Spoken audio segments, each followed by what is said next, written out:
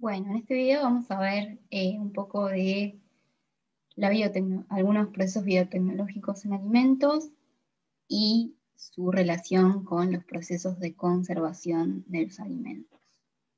Vamos a hablar particularmente de un proceso que se llama fermentación. Bien, la fermentación fue utilizada por el hombre desde tiempos milenarios. Se han encontrado evidencia de fermentación en bebidas alcohólicas desde hace 7000 años antes de Cristo en China, ¿sí? Entonces, los procesos fermentativos producidos por microorganismos en los cuales hay una conversión de una sustancia a otro tipo de metabolismo por la intervención de estos microorganismos, justamente, hay evidencias que se produjeron en alimentos desde hace miles y miles de años. Algunos alimentos fermentados que podemos encontrar en la vida cotidiana son, por ejemplo, en los lácteos, en los yogures y quesos, son alimentos fermentados. En el caso de los yogures se utilizan bacterias lácticas que generan la conversión de la lactosa en ácido láctico y genera también otros flavors. En el caso de los quesos también se producen a través de bacterias lácticas, pero también algunos utilizan algún tipo de hongos, como con los quesos azules, por ejemplo. En el caso de las bebidas alcohólicas también son productos de la fermentación. También hay algunos alimentos orientales, como el kimchi, la salsa de soja, el miso, que si conocen un poco de este tipo de comidas, justamente son alimentos fermentados, y que este proceso de fermentación genera sabores particulares. Y también los alimentos fermentados que normalmente nosotros estamos bastante habituados son panes, pizzas, facturas, en los cuales se produce un proceso de fermentación en el cual más que nada en este caso se aprovecha el dióxido de carbono liberado para producir alimentos esponjosos que contengan aire en su interior, ¿sí? Entonces, para producir eso se utilizan levaduras que generan la conversión de glucosa en dióxido de carbono que produce la espuma.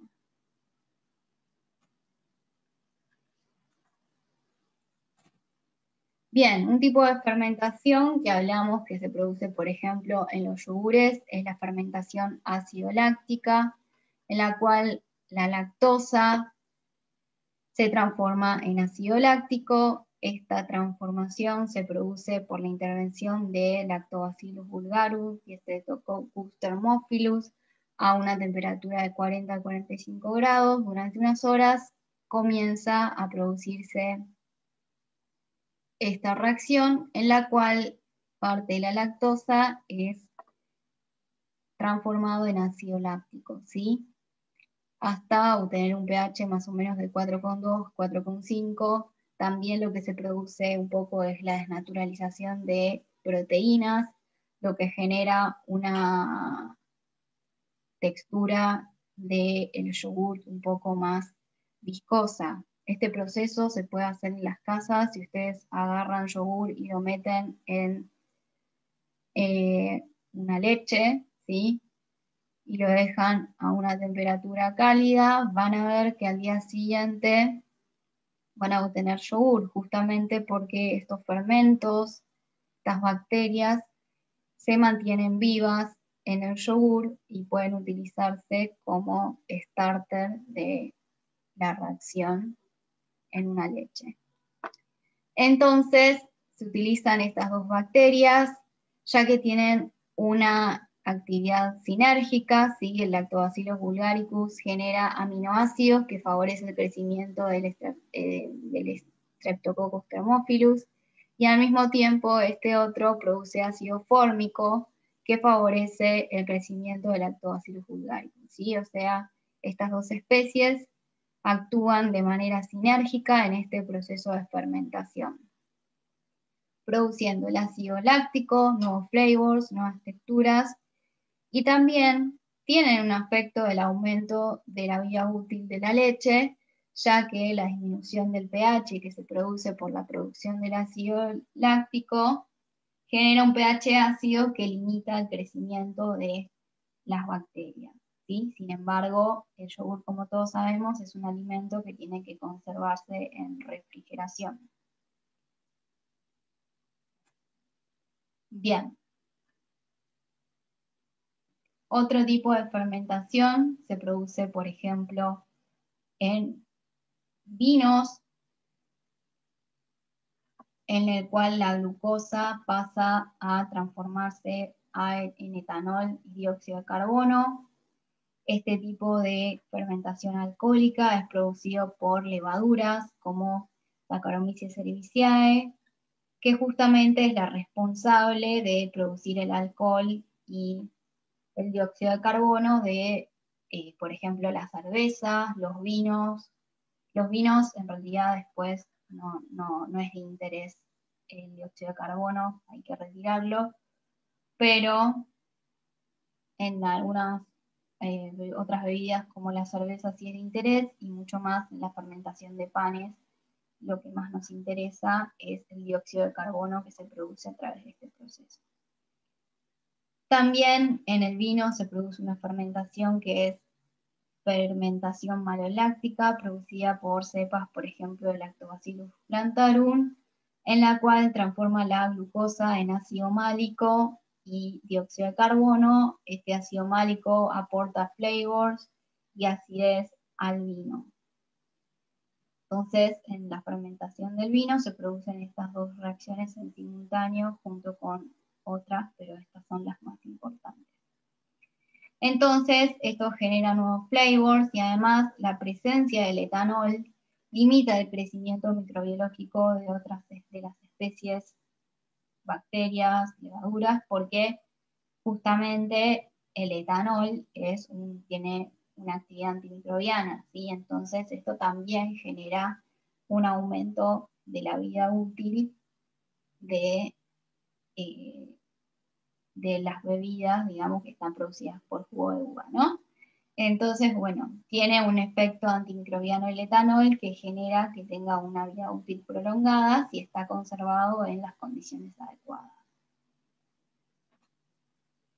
Bien, otros métodos biotecnológicos que tienen cierto efecto en lo que es el aumento de la vida útil de los alimentos y la conservación óptima de los mismos son, por ejemplo, la incorporación de bacteriocinas. Las bacteriocinas son proteínas o toxinas peptídicas sintetizadas por bacterias que inhiben el crecimiento de bacterias que pueden ser similares a las que producen las bacteriocinas o de cepas cercanas a las que producen esas bacteriocinas. Las bacteriocinas de mayor interés son aquellas producidas por bacterias acidolácticas. ¿Por qué? Porque las bacterias acidolácticas están englobadas dentro de una categoría de bacterias que se llaman bacterias GRAS. Es decir, que son bacterias que son seguras para consumir, ¿sí? O sea, que no son bacterias peligrosas. Entonces, para incorporar algún metabolito producido por bacterias en alimentos o producido por microorganismos en alimentos, esos metabolitos no pueden provenir de bacterias reconocidas como patógenas, ¿sí? Tienen que ser metabolitos producidos por bacterias seguras, ¿sí? Por bacterias GRAS. Y dentro de esa familia están las bacterias acidolácticas que se resume el nombre como Val, y en los metabolitos que producen esta bacteria son de mucho interés porque pueden ser introducidos en los alimentos, ¿sí? Entonces acá vemos cómo estas bacterias son capaces de producir una bacteriocina que inhibe el crecimiento de la bacteria que se sembró en el césped. Bien, las bacteriocinas pueden incorporarse ex situ, es decir, que producimos la bacteriocina aparte, la extraemos del medio de fermentación de la bacteria que produce esta bacteriocina, la purificamos y demás, y después la incorporamos en el alimento como un conservante, ¿sí? Este proceso tiene la desventaja que la producción, la purificación especialmente de las bacteriocinas y demás, es un proceso bastante costoso y dificultoso, pero bueno, tiene la ventaja de que es una incorporación del metabolito de la bacteriocina un poco más controlada. Por otro lado, también lo que se puede realizar es incorporar directamente los microorganismos que producen la bacteriocina en el alimento y que produzcan las bacteriocinas mientras se encuentran en el alimento, ¿sí? O sea, esta es una producción, una técnica de conservación in situ, en cual las bacterias que están vivas van produciendo competencia con las demás bacterias que pueden encontrarse en ese alimento y por la acción de las bacteriocinas inhiben el crecimiento de la flora, por ejemplo, que genera la putrefacción de la carne, ¿sí? Entonces, nada, va accionando la bacteria de forma in vivo, in situ. Bien, otro tipo de metabolito que producen las bacterias y que especialmente es de interés los producidos por bacterias acidolácticas son los biosurfactantes, más que nada porque tienen una actividad, multifuncional. Algunos tienen actividad antimicrobiana, antiadhesiva, o sea que inhibe la formación de biofilms bacterianos en superficies, que son una forma de resistencia, ¿sí? Los biofilms son formas de resistencia que tienen las bacterias para soportar las adversidades, digamos, se acomodan en superficies para formar un consorcio, se llama, en el cual se produce un biofilm que le permite resistir y seguir propagándose a pesar de que las condiciones no sean las óptimas, ¿sí? Los biofilms es normal verlos, por ejemplo, en los baños, alrededor de las canillas, entre los azulejos a veces, se producen este tipo de biofilms bacterianos, ¿sí? Que muchas veces son difíciles de remover. Entonces los biosurfactantes, algunos tienen esa propiedad de que inhiben la formación de esos biofilms.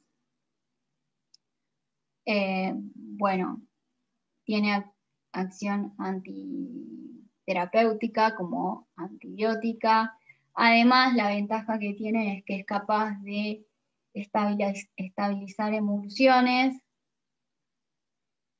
y puede funcionar como un biorremediador en el caso de, por ejemplo, se puede utilizar para ayudar a la limpieza, por ejemplo, de los derrames de petróleo o de algún aceite. La incorporación de un biosurfactante facilita la limpieza y la ventaja que tiene algunos biosurfactantes es que pueden ser de origen natural, eso genera que sean biodegradables, ¿sí? Lo bueno de este tipo de metabolitos producidos por bacterias, ya sea biosurfactantes o bacteriocinas, es que hay muchas líneas de investigación que están estudiando, por ejemplo, la producción de estos metabolitos a partir de residuos agrícolas, residuos industriales, lo que permite por ahí generar una industria más sustentable en la cual los ciertos residuos orgánicos se puedan utilizar, tener una reutilización para producir algunos tipos de moléculas, de biomoléculas que tengan cierta funcionalidad, ¿sí? Bien, también otras técnicas que están como en investigación es el desarrollo de etiquetas inteligentes que nos pueden advertir, por ejemplo, cuando un alimento está en malas condiciones para su consumo.